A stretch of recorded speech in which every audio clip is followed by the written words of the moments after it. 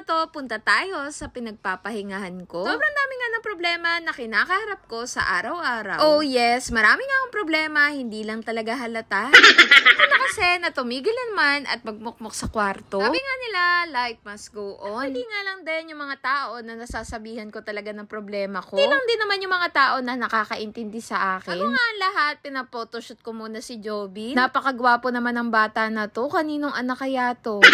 Ang damit niya, no? 100 lang yan. Parang pang mayaman na datingan, no? Diyan natatakot nga lang akong bilhin to dahil kulay white nga. Pero favorite ko kasi yung kulay white. Ang problema nga lang sa bata na to, doon nga sa pupuntahan namin, para siyang naglalampaso gamit nga yung mga damit niya.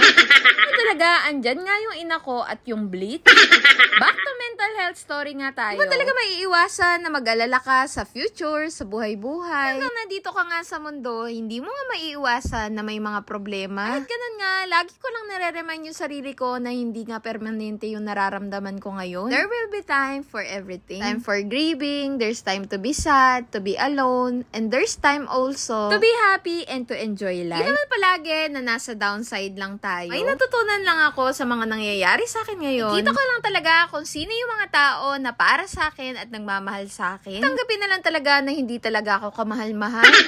Sabi nga sa movie na napanood ko, I'm not everyone's cup of tea. So, di naman yon dahil para sa iba ay mabait ka at para sa iba naman ay masama ka. At ito na nga yung pahingaan ko sa loob nga ng isang linggo. Kulang talaga yung isang linggo kapag hindi nga ako nakakapagsimba. Pero may time din talaga na hindi nga ako nakakapagsimba kapag linggo. Dahil nga minsan kung kailan pa nga linggo, dun ka nga magkakasakit. Tapos nga, ang hirap-hirap pa mag-alaga ng bata sa church. Lately nga, na-realize ko na mas magandang palakihin yung anak ko sa gantong environment. Ay na nga, ang mga mata ko ay nasa kanya lagi. Naalang talaga ay maging multitasking ako. Ito nga, nakakatuwa nga na sumusunod na siya sa pagkanta sa worship song. Kahit na nga mali-mali yung lyrics.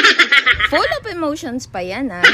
Buti na nga lang nakuhanan ko yung gantong sitwasyon. Ang cute lang. At pinagpipray ko nga na habang lumalaki nga yung anak ko, nawa nga ay makilala niya si Lord. Para kahit anong problema nga yung kaharapin niya, ay magiging matatag siya. At higit nga sa lahat, para makilala niya yung tagapagligtas niya. Sunday school na nga nila, kaya naman pumasok na nga siya doon sa isang room. Nga, habang nagpe-preach si pastor dito, ay tinuturuan din sila ng Word of God. Kaya salamat po sa mga matutsagang Sunday school teacher. Ayan, time na nga, kaya naman lumabas na nga kami. At ayan na nga yung batang pogi kanina. Naglalaro na ng buhangin sa labas habang nag-aabang kami ng jeep. Tumi na rin naman siya, kaya sagad-sagarin niya na. At napagod na nga ang person, nahiga na sa jeep. Alang, hindi nga punuan yung jeep na to. Ano naman, nakahiga nga siya.